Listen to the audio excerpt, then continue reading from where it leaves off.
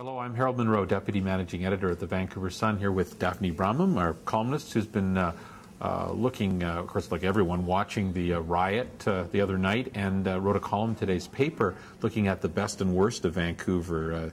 Do you want to summarize, Daphne, what you thought? Well, I think one of the things that so many people in the city are thinking is that what we are is kind of a Jekyll and Hyde. I mean, what we saw was that terrible rioting, those awful images of cars burning, smoke rising above the city, looters, people that acting very, very badly. And then the next morning, 5 o'clock in the morning, people start to show up to clean the streets. People are down on their hands and knees. They brought their own brooms. They started writing these heartfelt messages. And what it says, I think, about our city is that we have both of those things. And while the police chief, Jim Chu, keeps telling us this was anarchists, this was a small group that did this, what we really had in the city is both of those things that night. People went down to celebrate, but given the opportunity, they were also okay to be at the riot. When police told them to leave, they didn't leave. They stayed there. Some of them became looters. I'm sure a lot of those people didn't come downtown to go and steal. Right. Oh, but right. What we had are those two things. And I think that's one of the things that as a city, and we're going to have to address going forward. What kind of a society are we? Right. Those people were sticking around clearly for social media reasons as well. They wanted to capture it for their own purposes, I guess, and share it with friends. But, I mean, maybe some were thinking that they were going to capture this stuff for the police, and it turns out the police are certainly interested in getting this video.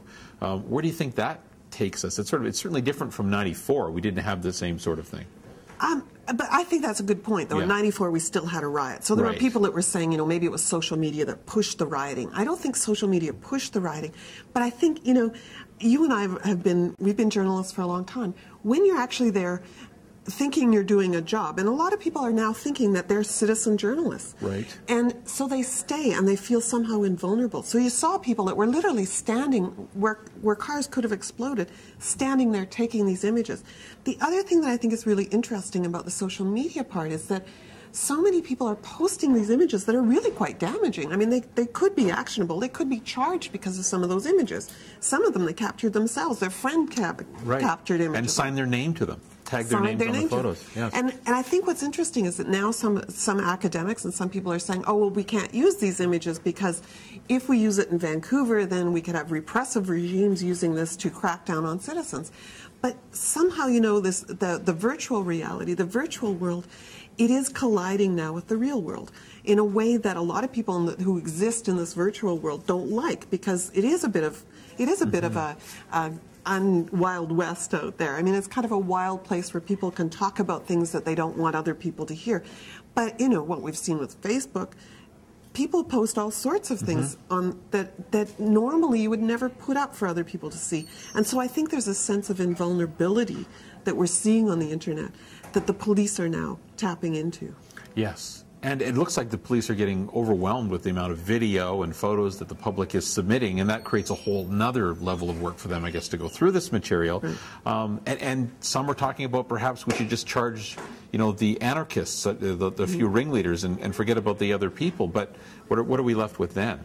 What are we doing if we don't charge the folks who broke into the stores and ripped off the merchandise? Well, I think it's a double-edged sword. I mean, what you want in order to send a message to the broader society is that you want to make good cases. So, of course, you want to get the ringleaders. You want to send a message to them. Please, this is not going to happen again.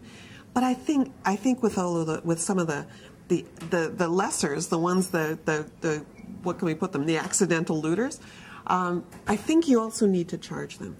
But we can't. But I think the balancing act they're going to have to do is, if you lose a lot of those cases, then it only fuels this notion that, yeah, we can do whatever we want. When there's a riot, we can do whatever we want.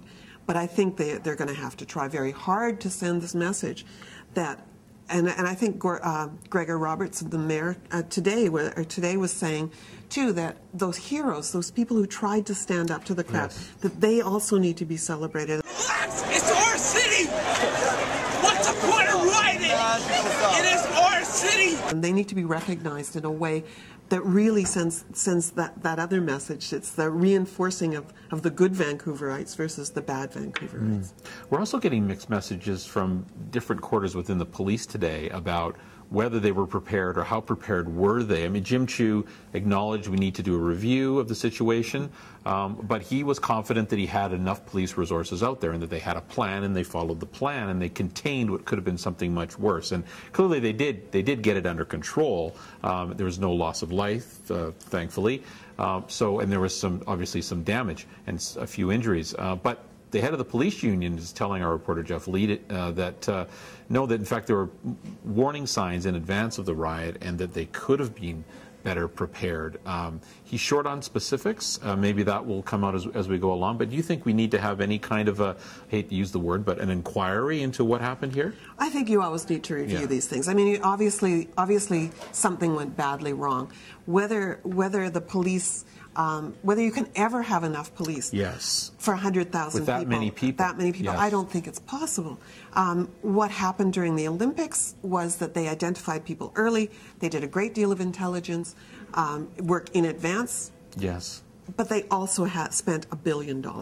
And I think the question that the city needs to ask is, was it a good idea to set up the fan zones? Was it a good idea to try and enclose people within those fan zones? And so some people are talking about maybe having dispersed sites and not inviting 100,000 people downtown, and maybe maybe it is too much. Because, I mean, we do have it for fireworks, but fireworks is spread out much more. And there's much more room to move. And it's a different crowd. Certainly, I mean, we saw that with the Olympics. We saw families, young and old, down here. This was much more of a young male crowd. And it's a sporting event, and maybe we do have to, I guess, judge our crowds differently, Harold, it's interesting because we so often talk about Surrey, and they came from Surrey. I mean, there may be lessons to be learned from Surrey, because Surrey held a very large event. They have the sort of spontaneous one at that intersection, plus they held a big civic event. Maybe there's lessons to be learned from them. They had families there, so that and Coquitlam had one, and Richmond had one. We heard of no problems there. Now, it was not, of course, the crowds were not on the scale that they were here, but you're right. I think they do need to review this whole thing.